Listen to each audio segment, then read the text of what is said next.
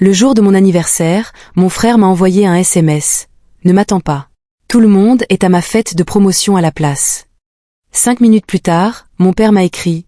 Au fait, j'ai mis le dîner à 4200 $ sur ta carte. J'espère que ça te va. J'ai simplement répondu, c'est noté. Cette nuit-là, j'ai soufflé mes bougies seule dans une salle prévue pour 40 personnes. À 2h30 du matin, j'ai envoyé un lien dans le groupe de discussion familiale avec une seule phrase. Regardez ceci avant le lever du soleil. Moi, un homme de 34 ans, j'étais assis seul dans le salon privé que j'avais réservé 6 semaines à l'avance, fixant 40 chaises vides disposées autour de tables que j'avais passé des heures à organiser. Le champagne que j'avais commandé se réchauffait dans des seaux à glace qui avaient fondu depuis longtemps. Les serveurs erraient maladroitement près des portes de la cuisine, ne sachant pas s'ils devaient commencer à débarrasser ou continuer à prétendre que des invités pourraient encore arriver. Mon téléphone avait vibré toute la soirée, mais je l'avais ignoré pendant que j'installais tout. Je voulais être présent, accueillir tout le monde à leur arrivée, voir leur visage en entrant. J'avais décoré la salle moi-même. 40 personnes. Toute ma famille, mes amis les plus proches, des collègues devenus comme des parents au fil des ans. Je les avais invités il y a 2 mois et j'avais confirmé avec tout le monde une semaine auparavant. Absolument tout le monde avait dit oui. À 19h47, soit 23 minutes après le début prévu de la fête, j'ai finalement consulté mes messages. Le SMS de mon frère est arrivé en premier, ne m'attends pas. Tout le monde est à ma fête de promotion à la place. J'ai lu le message 3 fois avant que les mots ne soient réellement assimilés. Tout le monde était à sa fête de promotion à lui. 5 minutes plus tard, le message de mon père est arrivé. Au fait, j'ai mis le dîner à 4200 $ sur ta carte. J'espère que ça te va.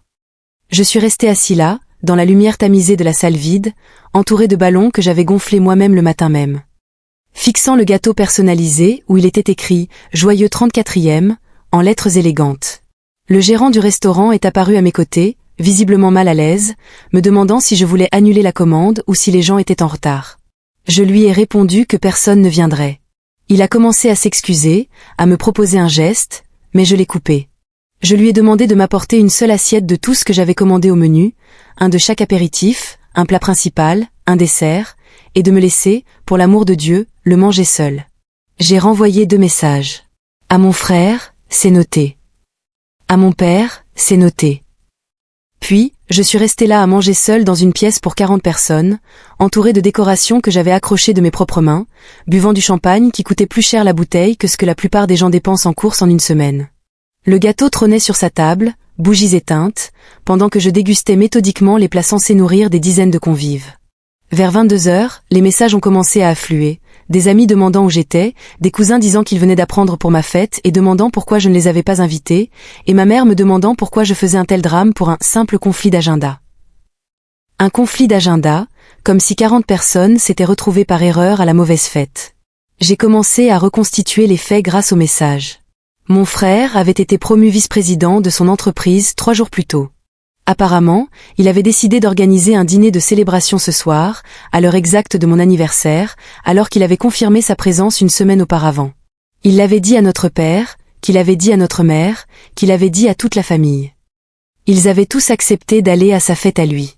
Personne n'avait pensé à me prévenir. Personne n'avait appelé pour dire qu'il ne pouvait pas venir, pour s'excuser, pour me donner la chance de décaler, ou au moins d'annuler la réservation et d'économiser l'argent. Ils avaient simplement décidé collectivement que la promotion de mon frère était plus importante que mon anniversaire. Et mon père avait pris sur lui de s'assurer que je paie pour les verres de départ ou les apéritifs qu'ils avaient apparemment consommés avant de partir pour l'événement de mon frère. J'ai demandé au gérant d'emballer toute la nourriture intacte. Il m'a apporté ce qui semblait être 50 contenants, assez de nourriture pour me nourrir pendant des semaines. Le gâteau est allé dans la plus grande boîte, bougies toujours éteintes. À minuit, assis dans mon appartement entouré de barquettes de nourriture de luxe et d'un gâteau d'anniversaire que je n'avais jamais coupé, j'ai fait quelque chose que j'évitais depuis des années.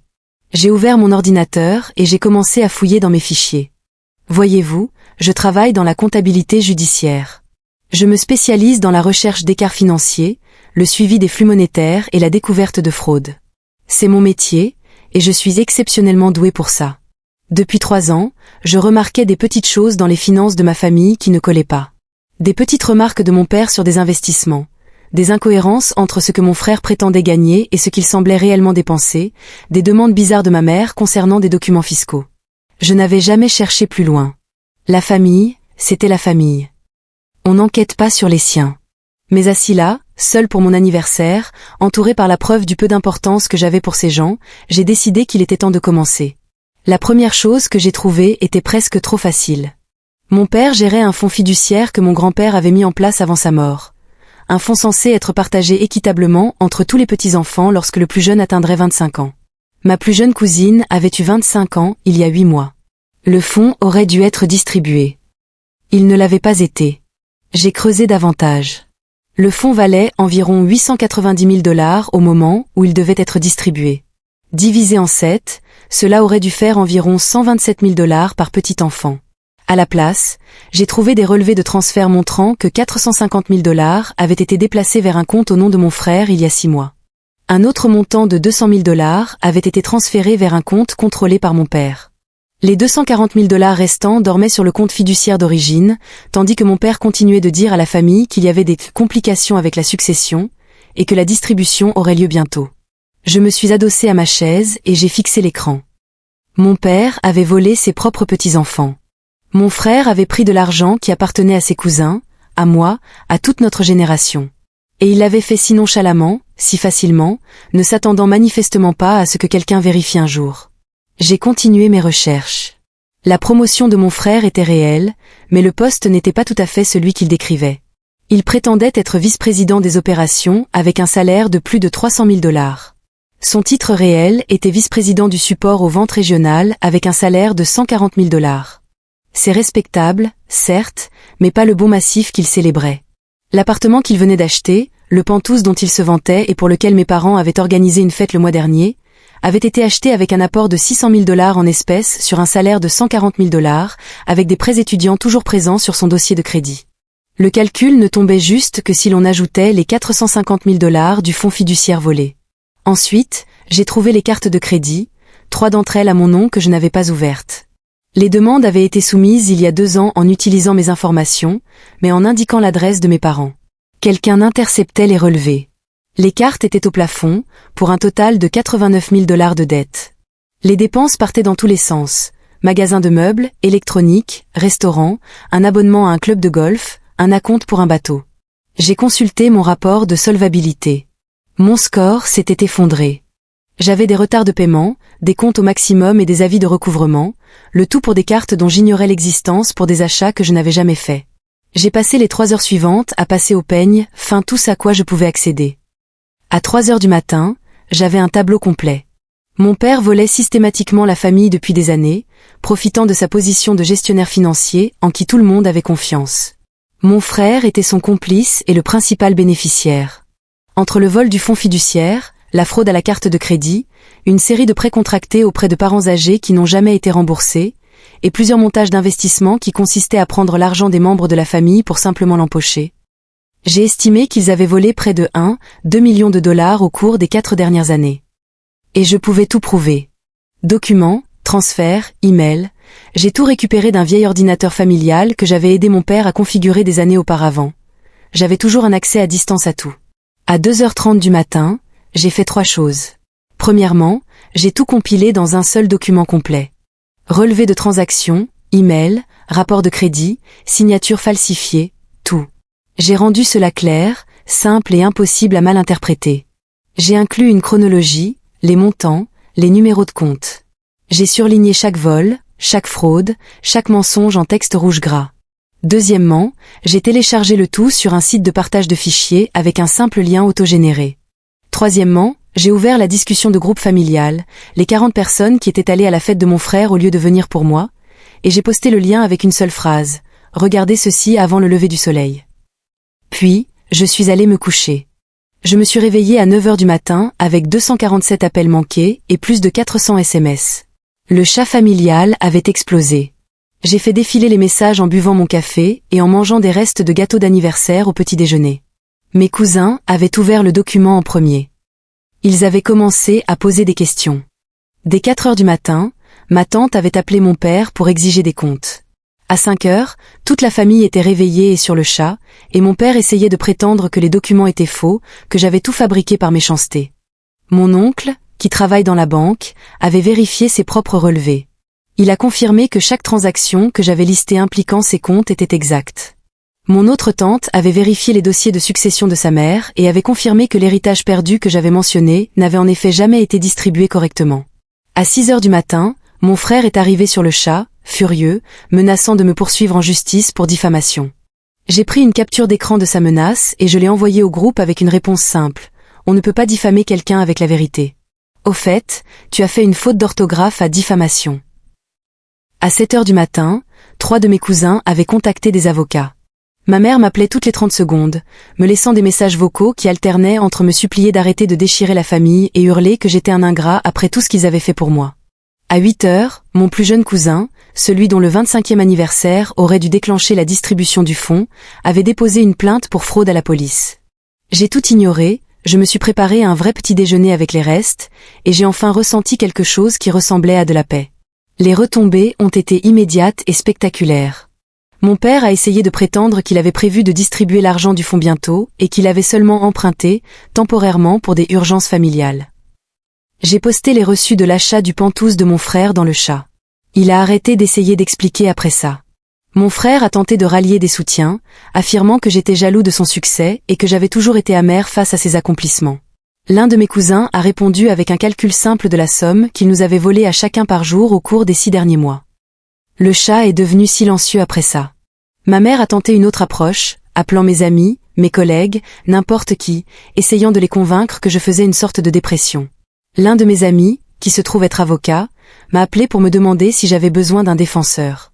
Quand je lui ai expliqué ce qui s'était réellement passé, il a offert ses services pro bono à tout membre de la famille qui souhaitait engager des poursuites judiciaires.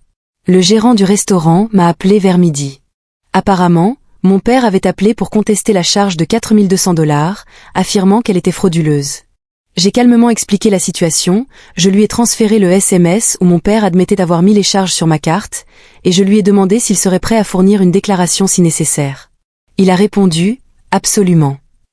Au 3e jour, la famille était complètement fracturée. La moitié exigeait que mon père et mon frère fassent face à des conséquences juridiques. L'autre moitié essayait de jouer les pacificateurs, insistant sur le fait que nous devions régler cela en famille sans impliquer les autorités. Je suis resté totalement en dehors de tout ça, les laissant se battre entre eux. Ma cousine a créé un groupe de discussion séparé sans mes parents ni mon frère. Ils m'ont demandé de les rejoindre. Je l'ai fait. Le premier message que j'ai vu était de ma cousine, me remerciant d'avoir enfin exposé ce qu'elle soupçonnait depuis des années mais n'avait jamais pu prouver.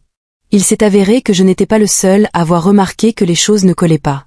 D'autres s'étaient interrogés sur les retards du fonds fiduciaire, les écarts dans divers arrangements financiers familiaux, la façon dont mon père avait toujours des explications qui semblaient plausibles mais ne tenaient pas vraiment la route. Mais il était le patriarche, celui en qui tout le monde avait confiance pour les questions d'argent. Personne n'avait voulu l'accuser sans preuve. Maintenant, ils avaient des preuves, des montagnes de preuves. La fraude à la carte de crédit, seule suffisait pour des poursuites pénales. Le vol du fonds fiduciaire par mon père était un crime grave. Les documents de prêt falsifiés de ma grand-mère avant sa mort ouvraient une toute nouvelle boîte de Pandore.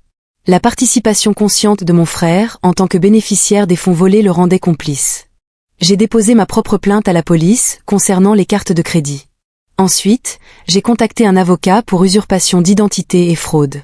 Puis j'ai commencé le processus de gel de mon crédit et de contestation de chaque achat frauduleux. L'avocat de mes parents m'a appelé au 5e jour. Il a commencé par quelques absurdités sur la loyauté familiale et m'a demandé ce qu'il faudrait pour que je fasse disparaître tout ça. Je lui ai dit que ce n'était pas moi qui faisais bouger les choses. J'avais simplement fourni des informations et d'autres personnes choisissaient d'agir en conséquence. S'il voulait négocier avec quelqu'un, il devrait essayer avec les 3 cousins qui avaient pris des avocats ou le bureau du procureur qui examinait apparemment le dossier. Il a bafouillé quelque chose sur le fait que je détruisais ma famille pour une histoire de fête d'anniversaire. Je l'ai corrigé, je demandais des comptes pour fraude, vol et usurpation d'identité. La fête d'anniversaire n'était que le déclic qui m'avait enfin forcé à regarder ce que j'évitais depuis des années. Puis j'ai raccroché. Le gâteau d'anniversaire m'a duré 5 jours. J'en mangeais une part chaque soir, assis dans mon appartement, regardant le chat familial s'enfoncer davantage dans le chaos. Au 6e jour, j'ai posté un dernier message dans le groupe. Pour ceux qui se posent la question, je vais bien. Merci de demander. Et oui, je suis disponible pour mes habituels dîners de fête et événements familiaux. Les vrais. Où les gens sont réellement là les uns pour les autres. On se voit à Thanksgiving, peut-être. Puis j'ai mis le chat en sourdine et j'ai repris le cours de ma vie. Le pantouse de mon frère a été mis en vente en 2 semaines. Il s'avère que lorsque les banques découvrent que votre apport provient de fonds volés, elles ont un avis très tranché sur la question. Mon père a engagé un avocat pénaliste. Ma mère s'est installée chez sa sœur, affirmant qu'elle ne supportait plus de regarder mon père, même s'il n'était pas clair si elle était réellement bouleversée par le vol ou simplement par le fait d'avoir été pris. 3 mois plus tard, j'ai reçu un chèque de 127 843 $ 17 cents. Ma part du fonds fiduciaire, finalement distribuée correctement avec les intérêts.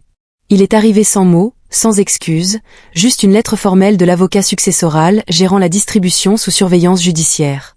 Je l'ai déposé, je l'ai ajouté à mes économies, et je me suis offert un dîner d'anniversaire, un vrai cette fois, dans un excellent restaurant avec des amis qui, eux, sont venus.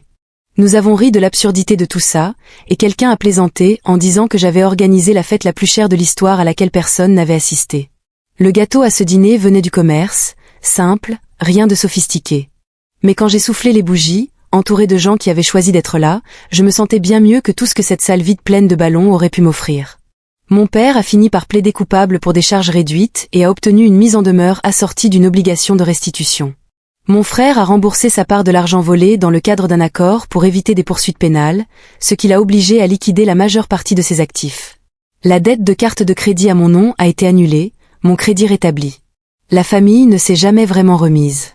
Nous sommes civils lors des événements, cordiaux en groupe, mais la confiance a disparu. Trop de choses ont été révélées, trop de mensonges exposés. Certaines relations sont brisées au-delà de toute réparation. Mais assis ici aujourd'hui, presque 1 an plus tard, je ne regrette rien. Cette nuit dans la salle à manger vide m'a appris quelque chose d'important. Être seul n'est pas la même chose qu'être abandonné. Et parfois, la pire chose que quelqu'un puisse faire est de vous montrer exactement à quel point vous comptez peu pour lui. Car une fois que vous le voyez clairement, vous pouvez enfin décider quoi faire. Je n'ai pas déchiré ma famille pour un anniversaire manqué. Ils se sont déchirés eux-mêmes par des années de mensonges, de vols et de cruauté ordinaire. J'ai simplement allumé la lumière pour que tout le monde puisse voir ce qui se cachait dans l'ombre depuis tout ce temps. Et honnêtement, c'est le plus beau cadeau d'anniversaire que j'aurais pu m'offrir, la vérité et la liberté qui l'accompagnent.